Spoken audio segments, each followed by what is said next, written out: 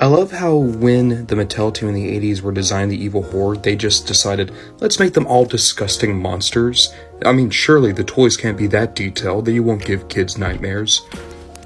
And then the Four Horsemen said, hold my beer about 20 years later.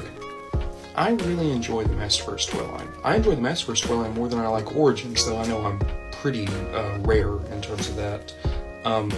The thing that really gets me, though, is Classics still exists and is still really, really good. And as much as I like Masterverse, Classics is the better toy line. I'll be the first to admit that. The Four Horsemen did such a spectacular job with every single figure they were able to touch. And I feel like some of the characters that show that the best are the evil horde, because that's when they were given the budget and the ability to play around with the molds even more to get somewhat accurate or entirely accurate representations of these less normal, more monstrous designs. I feel like no one shows that better, or few show it better, I should say, than Mantenna. From Masters of the Universe Classics, this is Mantenna, the eye-popping, blood-sucking, four-legged lieutenant of Hordak.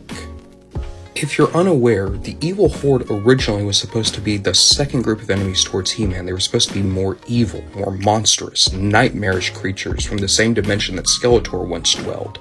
However, when they did the She-Ra cartoon, they were moved over to that show, and since everyone in that creation team was a bit of a sexist or had to deal with sexists, they made such brilliant ideas like She-Ra can't use the sword to fight anyone, She-Ra can't punch people like He-Man does, and, of course, the Evil Horde are too scary for a girls' show, even though She-Ra was just as, if not possibly more popular with boys.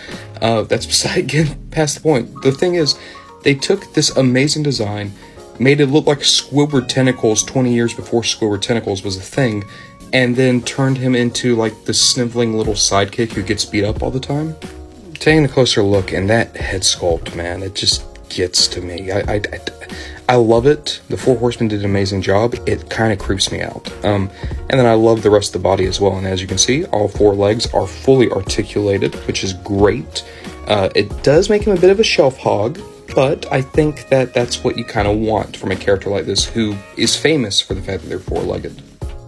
Mantenna actually came with quite a few accessories. One is the Horde crossbow, which looks wonderful, love the paint. And then he came with an alternate faceplate to have his eyes extended. Unfortunately, this figure is very expensive, and the only reason I have my copy is because it was incomplete, and thus I do not have those accessories, nor have I ever had them. If you need to give yourself nightmares on your toy shelf, why not pick up a Mantenna?